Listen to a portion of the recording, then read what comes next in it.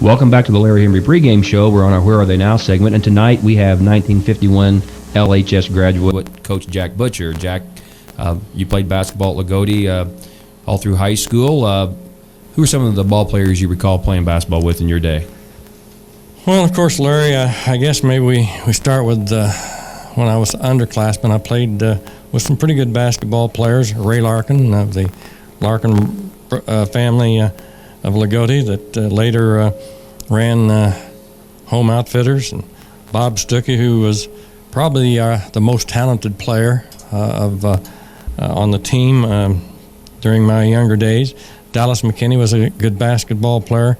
Gerald Bruner, of course, he started at guard with me my junior year. And my senior year, we had Bob Larkin, who was a really outstanding basketball player, but an individual that everybody has so much respect for because of how he handled himself, particularly after had an automobile wreck that paralyzed him for the rest of his life. Richard Clemens and Bob Rainey and Donnie Butcher and Von Garrett was on that team as an underclassman. So those were some of the players that I played with during high school. Coach, of course, playing basketball at Loogootee. What do you recall about where you got interested in basketball, and some of your earliest memories of playing basketball and where that was at, and kind of what got you excited about the game of basketball? Well, I started getting interested, I think, when I happened to go into the old gymnasium and as a very young boy, and seeing some kids older than I that were playing the game, and I think a few pickup games, out on the playground was the really early formation of my interest in the game. I remember, of course, that the first maybe organized practice that I took part in. I didn't have any tennis shoes. Tennis shoes weren't the style of dress back then, and everybody in town didn't have tennis shoes, and so my first experience was my sister wanted me to go up there and play in socks, but I finally talked her into helping me buy some tennis shoes, and so that was the beginning, I think, of the interest. And then, of course, as I grew older, I actually played a game with the group from the public school. I really went to St. John's, a grade school. They didn't have a basketball team. After that experience, St. John's developed reintroduced, I might say, the old St. John's Aces, and Paul Arvin was the basketball coach. So I think it was there that I really developed, the fond memories and the interest in basketball that has kind of stayed with me throughout the rest of my life. Coach, how many coaches did you have while you were in high school? Was it just one, or did you have a couple coaches? No, Jay Costello was, the coach. I'm really not sure that he had an assistant. I don't even remember if anybody helped him on the reserve team. But he was a very knowledgeable basketball man at the that day and age. I don't think he was sophisticated in the zone defenses and all of that. He'd been a good basketball player in his own right. He used to go out and kind of challenge us to shooting exhibitions. He liked to shoot the old two-handed set shot, and of course today you couldn't get that shot off. But he was a very busy man. He became principal later on, and then later superintendent of Loogootee High School. What kind of a coach was he to play for? What kind of personality did he have? Well, like most coaches, he nice and calm and cool, but on the other hand, he could get very boisterous and very hard-headed, like some radio personalities that we have in the audience. But I think he was a very good basketball man, and everybody had a great deal of respect for Costello.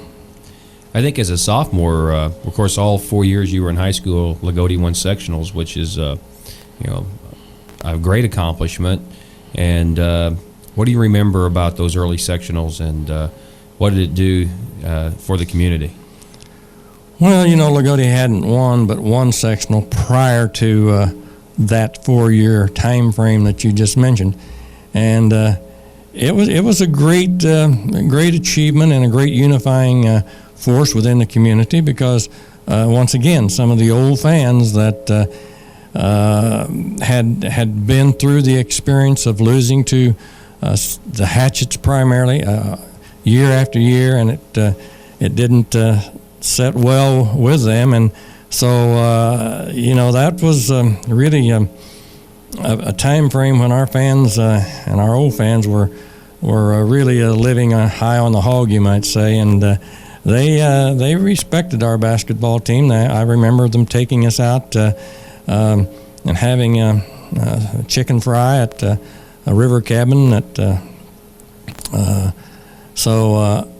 We had a great deal of support, and those were some, at one time called the golden days of Loogootee basketball.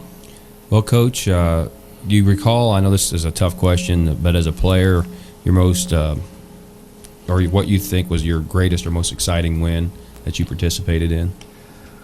Well, if you're talking about high school, I suppose the championship game of my senior year, when we probably were not supposed to win the sectional that year.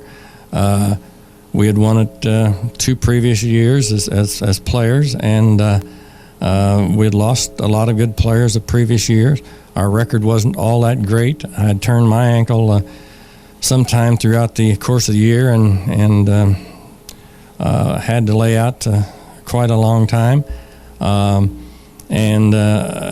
were some of the neighboring schools, Washington Catholic on that particular year, had an outstanding basketball team, and I think they beat us pretty handily at our place during the season. And that was the night I think that I might have set a scoring record for the old Hatchet House of about, I think it's 32, 36 points. I know if it was you that did that, you'd probably know exactly how many points it was. But well, of course I would, but and you might have embellished a few of them. No, it wouldn't have been so long ago, so it'd be easier to remember. But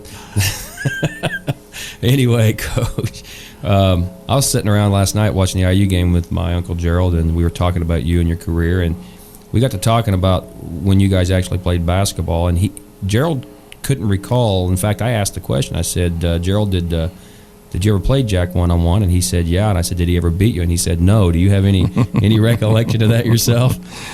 Well, maybe I ought to have the same recollection that he did. Really, I don't even remember playing him one-on-one. We'll assume that he's right. Give him that distinction. All right, that might be a loaded question anyway. Coach, of course, you graduated in 51 and went on to Memphis State, had a great career there and played in the NIT. What about your college experience? There's not been a lot of Loogootee ball players that's went on and played 4 years at a Division I major school, and there's been maybe a couple.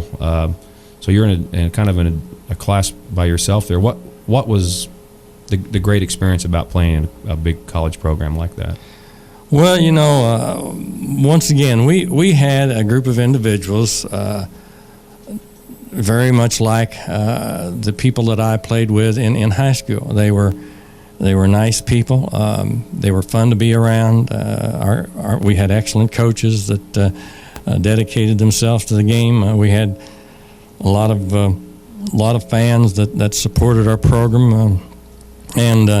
So it was just simply a very, very positive experience. As you mentioned, we went to the NIT tournament, and that was a big tournament in those days. It was much more prestigious than it is today, probably more prestigious than the NCAA at that time.